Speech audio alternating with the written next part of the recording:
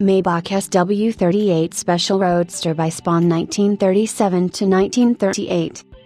Gottlieb Daimler and Wilhelm Maybach can be considered two grandfathers of mechanical transportation, and both the Daimler Motorengesellschaft and the Maybach Motorenbau had great impact on the early history of the automobile.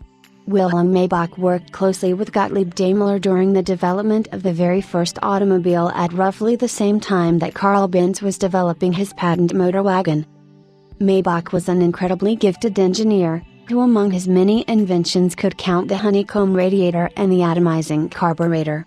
Prior to and during World War I, he performed development work on a number of aircraft engines, while perfecting his own large displacement V12 used to power the dirigibles invented by Count Zeppelin. Maybach's original intention was to remain an engine manufacturer, but he had difficulty finding a market for his technically superior, but always expensive and complex products. The first Maybach W3 automobile was introduced in 1921, and development over the ensuing years culminated with the fabulous V12 Type DS7 and DS8 in the early 1930s. While the absolute pinnacle of engineering at the time, these models were, on the one hand, very large, usually requiring a chauffeur, and incredibly expensive, exclusive and heavy on maintenance on the other, with their many cylinders and 8-speed pre-selector vacuum-assisted gearboxes. Few had the need for such an over-the-top machine, and even fewer could afford it. The smaller Type SW38 was introduced in 1936. This was the final model to be released before the war and was available in three versions with straight-six engines of 3.5-liter, 3.8-liter and 4.2-liter capacities.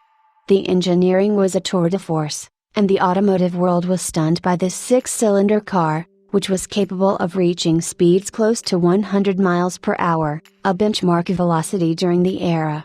The build quality remained on par with the DS cars, and the exquisite manufacture of even the smallest accessories left absolutely nothing to be desired.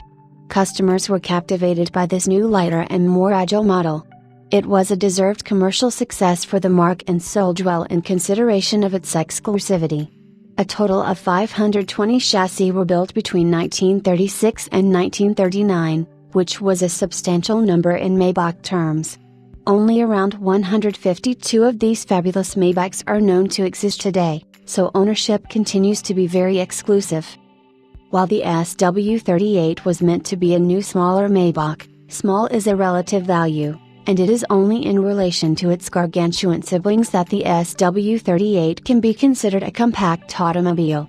By any other standard, the SW38 Special Roadster on offer today is a large, imposing two-passenger convertible, graced with the shapely and supple lines that only a substantial car on a long chassis can possess. Chassis 1834 was discovered in Hungary some years ago by the well-known German classic car dealer Eberhard Thiessen.